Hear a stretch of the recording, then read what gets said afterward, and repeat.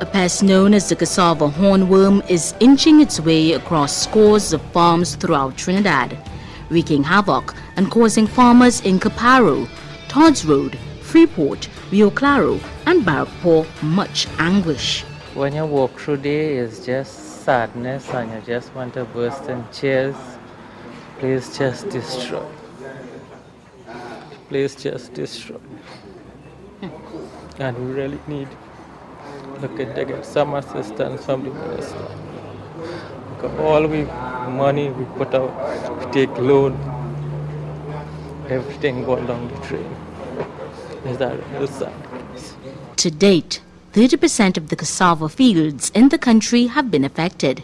Well, I have over 50 acres. The worms eat out everything. It's clean like yard now. Well, in that crop, I could make at least about $75,000 to $80,000. Those plagued by this infestation, along with the food production minister, are urging cassava planters to be vigilant and monitor their farms.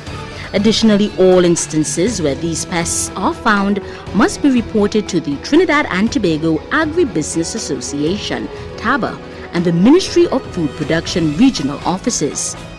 Efforts will then be made to educate and assist farmers in their struggle to get rid of the Cassava HornWorm. Well, we have TABA assisting us with the machinery and chemical and things to assist to control this pest. We went and made a report and we tried to see if we could go and do some spraying our own selves, but it was hard to go in there because the worms were all over, all in the roads, all on the tractors, so it was very hard to even go there. It was discouraging.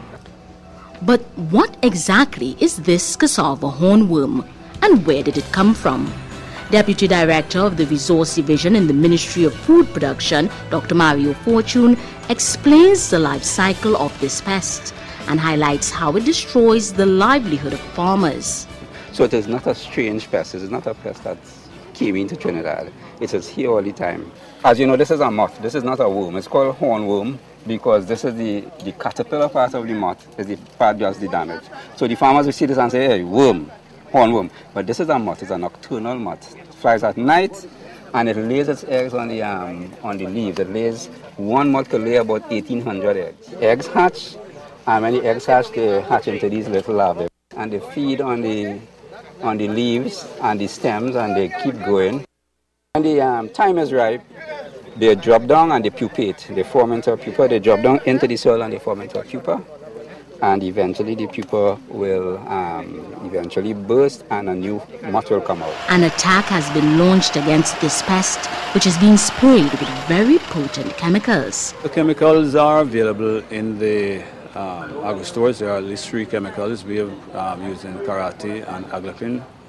Dipel is also a good product. So what we have done, we have procured 2 boom sprayers that will allow for quick and wide coverage and the penetration of the foliage, especially where you have very heavy and dense foliage.